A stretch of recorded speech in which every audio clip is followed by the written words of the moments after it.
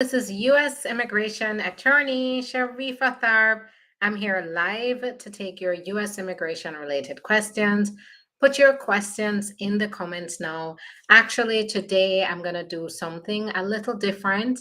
I'm going to ask you to tell me what are some of the things you've heard about the work permit.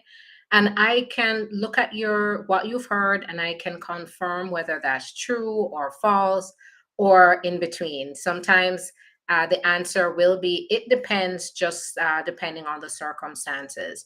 But go ahead. You can go ahead, put right now what you've heard about getting the work permit.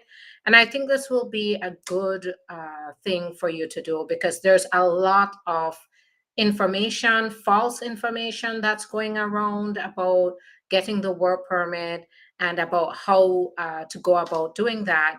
And I think it would be helpful for you to confirm here whether that's true or false. I mean, there are certain things that are just clearly false that I can talk about now.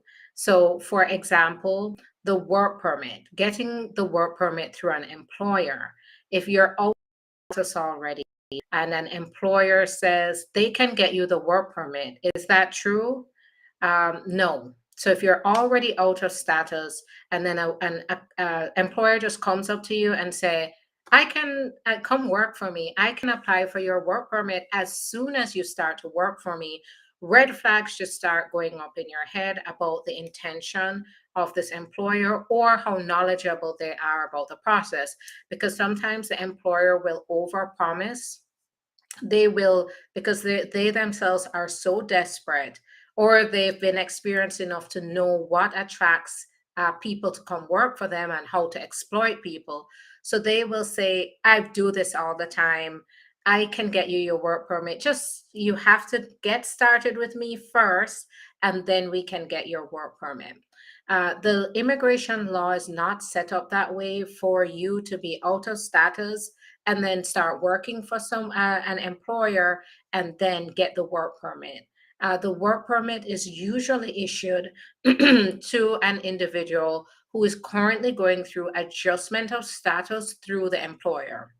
And the employee can only start to work for the employer after they get the work permit. They're not supposed to be working for the employer without that work permit being out of status. So any employer tells you work first, then get the work permit when you're out of status, false.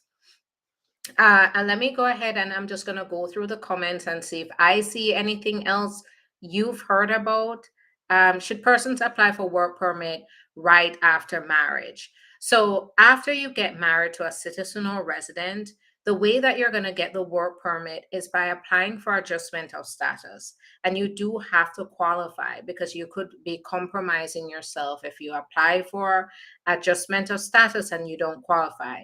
So, getting married alone to a US citizen or legal permanent resident is not going to just allow you to just get the work permit.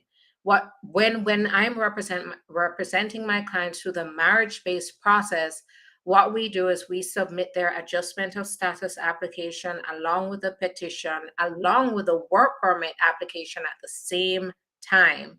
And then the travel document as well. So we also apply for our clients to be able to travel outside of the US while they wait. So get a travel document to do that. We apply for it all at once, but if you're not applying for adjustment of status, you're not going to just get the work permit like that. If I overstay my visa, can I get my work permit? So, great question. And I think I just answered it here. So, overstaying your visa alone is not going to get you the work permit. It doesn't mean that you'd never qualify for the work permit because that's exactly what I do as an attorney is I help clients to figure out solutions legally to get the work permit. Now, there are different circumstances that qualify individuals who overstayed for the work permit. And some of those, it's going to depend, but some of those are going to be, are they going to have to apply for asylum as long as they meet the deadline? Were they the victim of trafficking? So that's where an employer fraudulently or fraudulently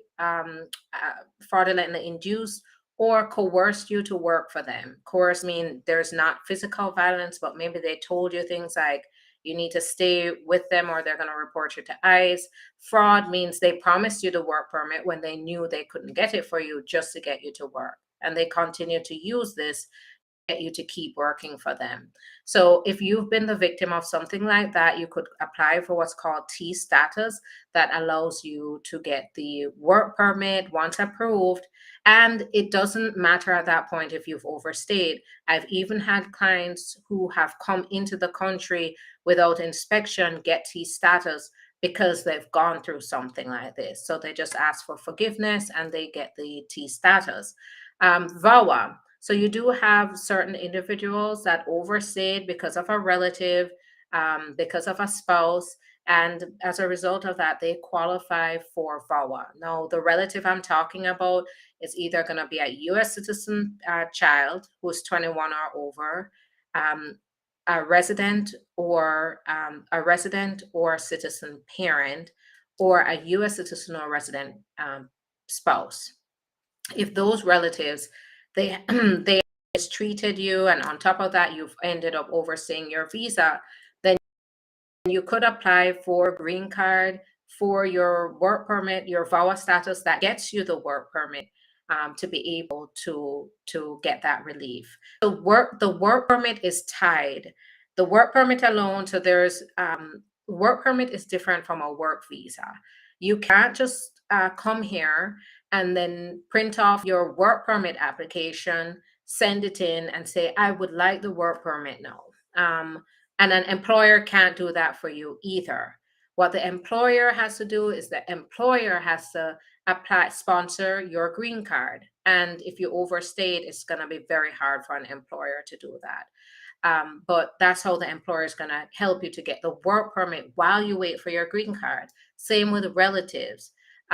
Same with asylum if you qualify for asylum. Same with U visa if you qualify as a victim of crime. Same with T visa if you qualify as a victim of trafficking. Is you have to qualify for those first, and then the work permit comes as a benefit, either while you're applying for it, this benefit, or after you've been approved for it. Can I travel to the US on a visitor's visa, go to school, and get the work permit? Now, if you're going to go to school here, you're going to get the student visa. So you're going to any kind of school for longer than, you're not coming, if you're coming here for a conference or like a professional type of course that lasts a day, like a conference, it's usually the B1 that you'll need, which is like the visitor's visas for business purposes, short business purposes. But if you're coming here to go to school, you're going to need the student visa. And now, when you get the student visa, they do limit your ability to work for the first few years of having that student visa. So just coming here on a visitor's visa, going to school on the visitor's visa, and getting the work permit, that's not allowed. You have to qualify for the student visa. How long should I wait before applying for the green card while on H-1B? So there's no wait time but it depends on how you qualify. Have you had that conversation with your employer? Because your employer can sponsor you when they're ready to.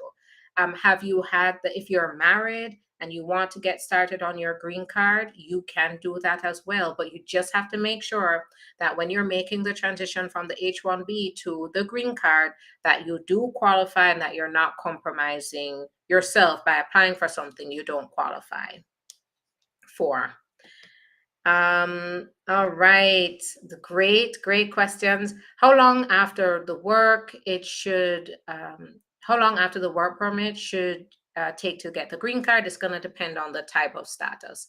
My question is not related to today's topic. However, is it true that the green card holders are not able to file for the spouse or minor children anymore?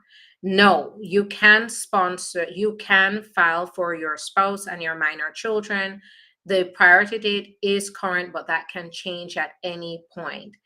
Once it changes, it means that no, you have to wait for a wait list.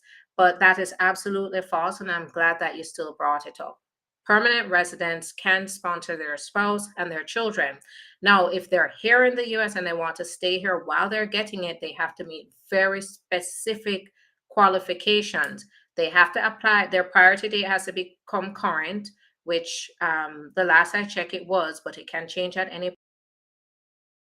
Then at this have to maintain their status, can't overstay, and they have to maintain that status right up until they apply for the adjustment of status.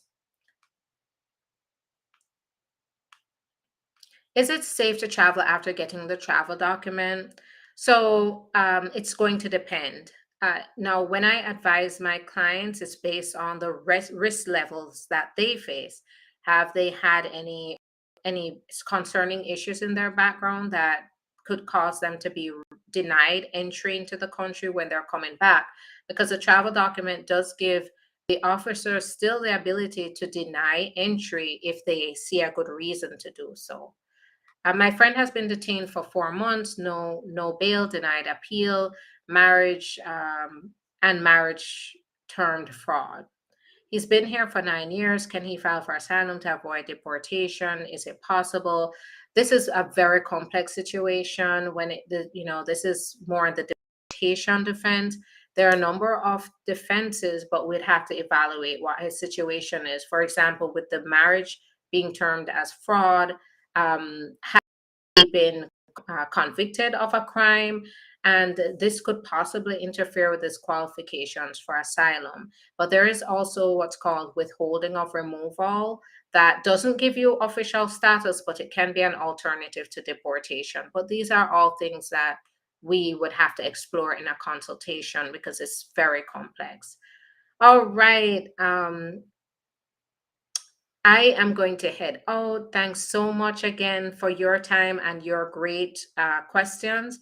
I think I will do this again where we'll do true and false. And tomorrow, let's do the true and false on the green card. What have you heard about getting the green card? And you can tell me. Think about it. Think about what you've heard.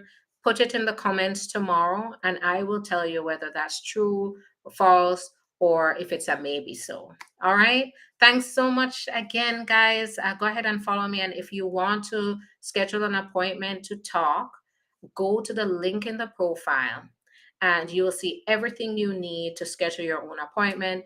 I urge you to do it now because we are filling up and I want to be able to help you. So click on that link to schedule your own appointment or click on the website link so that you can talk to staff and they'll be able to help you to schedule the appointment. Thanks so much. Thanks for the love. And I'll talk to you tomorrow about the truths and the falsities of the green card. All right. Thanks. You're welcome. So the consultation is $150 and the staff, go ahead. The staff will be more than happy to answer your questions about that. All right. Bye-bye. All right, I see one question here on YouTube. I'm going to answer. I'm an H-2B and I'm overstayed.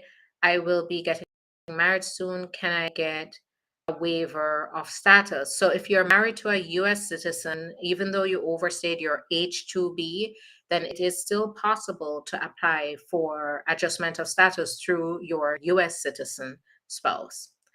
But always get legal advice. You can always call, schedule an appointment, and we can talk. All right. Okay. Have a great day. Bye bye.